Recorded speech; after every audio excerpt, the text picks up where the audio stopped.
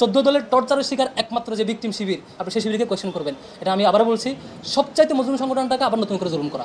সাধারণত ছাত্রলীগের একটা কমিটিতে যাওয়ার যে স্টাইল, সেখানে প্রথম মেন কমিটি হওয়ার পর থেকে অনেকগুলো প্রোগ্রামে যাইতে হয়। প্রোগ্রামে যাওয়ার পরে এক পর্যায়ে প্রোগ্রামে যেতে যেতে দুইজন সভাপতি বা সেক্রেটারি হয় একটা ফ্যাকাল্টির বা একটা হলের বা একটা কমিটির। হওয়ার পরে তারা আবার অনেক দিন প্রোগ্রামাদি করার পরে বিভিন্ন জায়গায় ফুল দেয়, এগুলো অ্যাক্টিভিজম করে, না তার প্রোগ্রামগুলোতে যায়, প্রোটোকল দেয়, দিতে দিতে এক পর্যায়ে ফাইনালি তারা আবার একটা পূর্ণাঙ্গ কমিটি ঘোষণা করে আবারও কিছু প্রোগ্রাম করে। ঠিক আমার যেই ইস্যুটা আসছে ইনস্টিটিউট কেন্দ্রিক, আমার ডিপার্টমেন্টে, সেই কেন্দ্রিক টোটাল আমার ডিপার্টমেন্টের লাইফে কোথাও কেউ একটা সিঙ্গেল ডকুমেন্ট দেখাতে পারবে না আমি ছাত্রলীগের কোনো প্রোগ্রামে ছিলাম।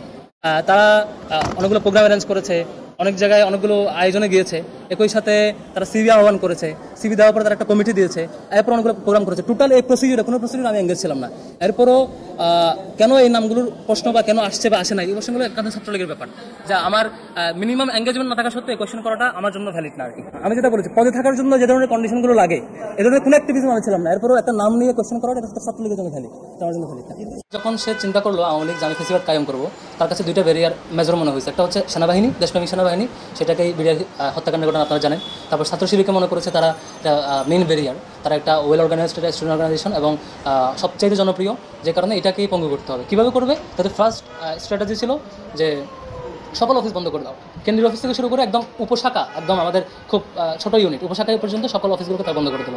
সেকেন্ড, কেন্দ্রীয় সভাপতি থেকে শুরু করে ওয়ার্ড সভাপতি পর্যন্ত সবাইকে মিথ্যা মামলা, বিভিন্ন অভিযোগে মিথ্যা অভিযোগ দিয়ে। আপনি দেখেন যে আমাদের কেন্দ্রীয় সভাপতি আপনারা জানেন 56 দিন রিমান্ডে দিয়েছিল বিনা অপরাধে একটা ছাত্র সংগঠনের কেন্দ্রীয় প্রতিনিধিকে 56 দিন নির্যাতন করে রিমান্ডে নির্যাতন করা, এটা মানে অদ্ভুত। এবং একই সাথে অনেক শাখার সভাপতি পাবেন, যেমন আমাদের ইসলাম বিশ্ববিদ্যালয়ের সেই সময়ের সভাপতি এখনও গুম অবস্থা, আমরা এখনও জানি না কোথায়, এরকম বহু শাখার সভাপতি সেক্রেটারি গুম ক্রসফায়ারের শিকার হয়েছেন, এরকম বহু ঘটনা, শত শত ভাইকে এরকম ক্রসফায়ারের শিকার হতে হয়েছে।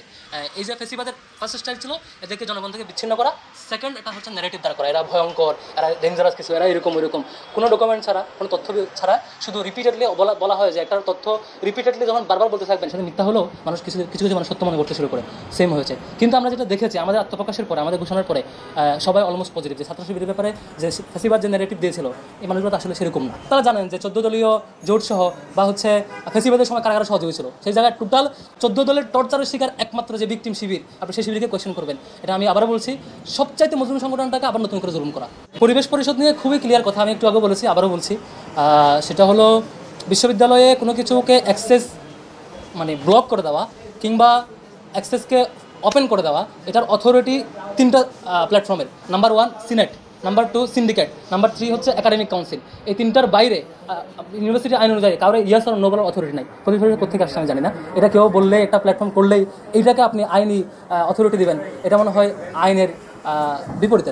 ঢাকা বিশ্ববিদ্যালয় পরিবেশ পরিষদের যে 13টি ছাত্র সংগঠন রয়েছে, এর মধ্যে একটি ইতিমধ্যে দেশ থেকে বিতাড়িত হয়েছে, তারা ফ্যাসিস্ট খুনি হাসিনা দোসর ছিল। সুতরাং বাকি যে 12টি ছাত্র সংগঠন রয়েছে তাদের যেরকম পূর্ণ অধিকার রয়েছে বিশ্ববিদ্যালয়ের শিক্ষার্থীদের নিয়ে, বিশ্ববিদ্যালয়ের শিক্ষার্থীদের রাজনীতি নিয়ে কথা বলার।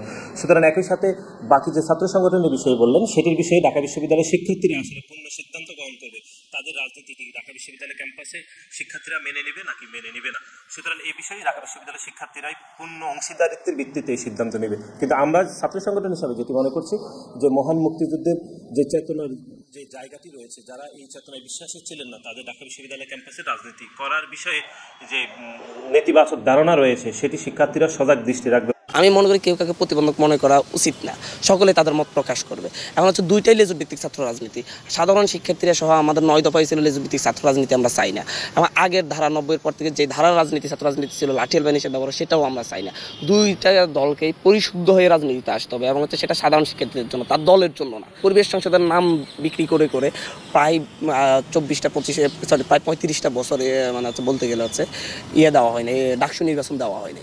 বলতেছে পরিবেশ সংসদ আছে, সব দলের প্রতিনিধি আছে, পরিবেশ সংসদটাই তো কার্যকর, এবং এটা কেন থাকবে? এটা তো ডাকসুর চাইতে উপরে কিছু হতে পারে না। আমি মনে করি এটা বিলুপ্ত ঘোষণা করা উচিত। পরিবেশ সংসদ ডাকসুর মাধ্যমে ছাত্র প্রতিনিধি নির্বাচিত হবে এবং তাদের সাথেই বিশ্ববিদ্যালয় প্রশাসন আলাপ আলোচনা করবে।